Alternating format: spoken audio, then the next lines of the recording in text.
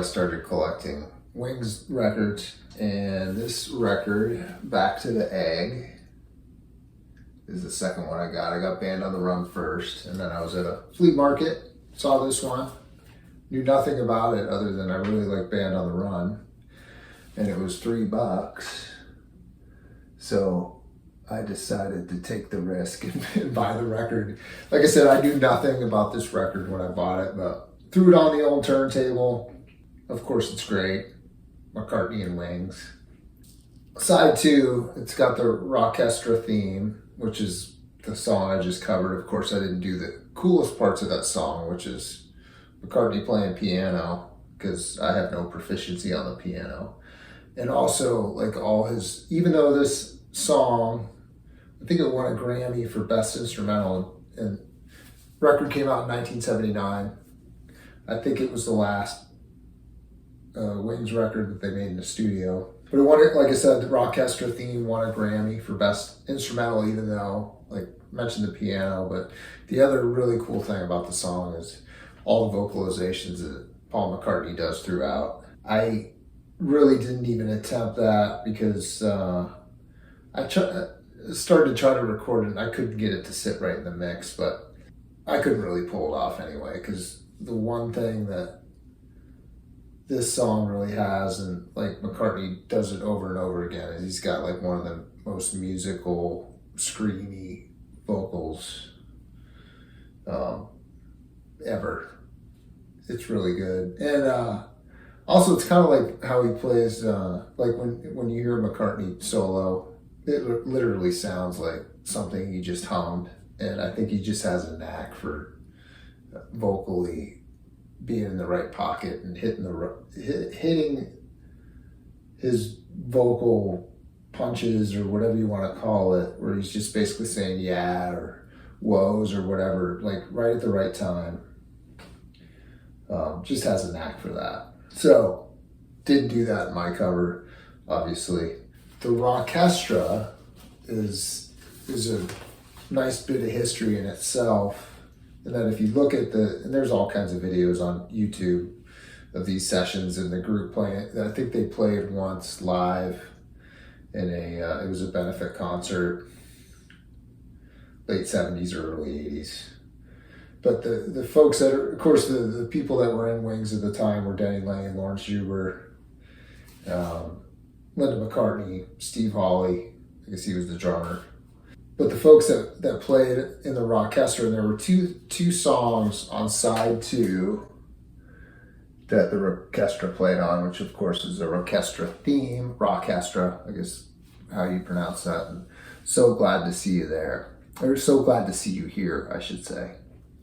But here's the cast of characters that were in this lineup. Guitars, Denny Laine, Lawrence Juber, Dave Gilmour, you probably heard of him before. Hank Marvin, Pete Townsend, quite the luminary. And then on drums, and apparently Jeff Beck was recruited to do it. It didn't work out for whatever reason. But pretty impressive list there, just as it was. Drums, Steve Hawley, John Bonham, another halfway decent drummer. Kenny Jones, basses, Paul McCartney, John Paul Jones, Ronnie Lane, Bruce Thomas, pianos, Paul McCartney, Gary Brooker, John Paul Jones again, keyboards, Linda McCartney, Tony Ashton, percussion, Speedy Aquay, Tony Carr, Ray Cooper, Morris Pert, horns, Howie Casey, Tony Dorsey, Steve Howard, Thaddeus Richard. So quite the assemblage of folks, and it's really cool. I mean, this is not a super complicated song by any means, and I would encourage you to go listen to the actual recording. But when you can get a big band together where everyone's willing to play with each other and just stay locked in on a theme, it's pretty powerful. But the only other thing I would say about Back to the Egg, just because it's my favorite song on the record, is a track called To You. It sounds like a song that the Police could do. It's really cool. Check that one out too. I recorded this song just mostly as an exercise to continue getting to know this pedal a little bit. And actually, let me put that dry. I always have the dry. So far, I've found, like most overdrives I play with, I like to have the level all the way to the left. I like to have the drive all the way to the left.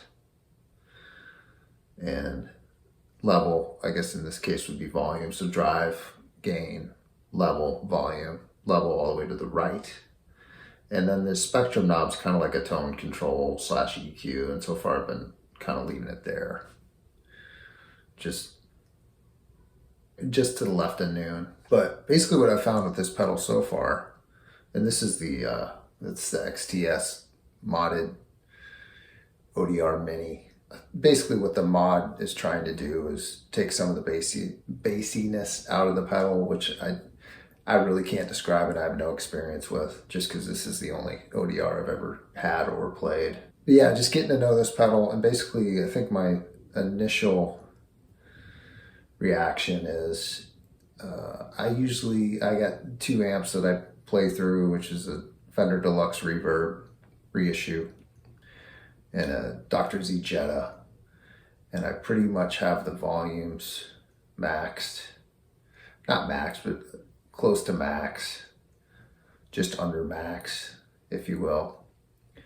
And so it's already kind of overdriven just in terms of what the amp can do. And then what this pedal does when I kick it on is it just makes it more. I don't think it's really changing the sound of the amp other than making it a little bit more focused and louder. And I'll try to demonstrate that real quick. A quick demo with what I think the Nobels does with the way I have it set up, which again is drive pretty much all the way to the left, level all the way to the right, spectrum just to the left and noon. I'm going into the Deluxe Reverb, vibrato channel, number 1 input, volumes at about 7.5, trebles at 6, bass at 3. Reverb's coming from the amp at 3. I'm going into a universal aux, have a drink on me setting, just the stock setting. And it looks like it's some type of 4x12 cabinet simulation. Yeah, I would say, like I tried to say before, I was going to do this little playing demo. I think what the Nobels ODR Mini does is it just provides some clarity. It's not really going to change the sound dramatically, at least not the way I have it set up. It's just going to increase the clarity, make the guitar sound louder. And I appreciate the clarity aspect, because if I had to self-critique myself, I could go on for days, but just from the tone of my hands seems to be muddy. So I think what this pedal does for this amp also in particular is if I want to do anything on the low E string, the notes can kind of flow out a little bit. And I'm going to try between the settings, like no pedal and pedal, I'm going to do my best to like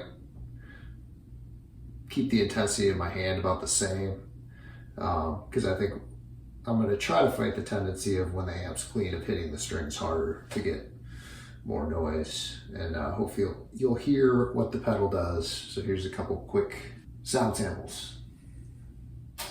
Here's the sound we're starting with.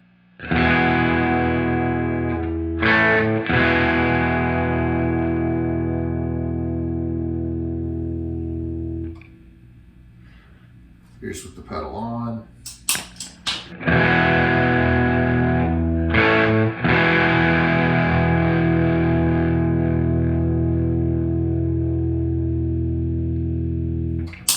Pedal off.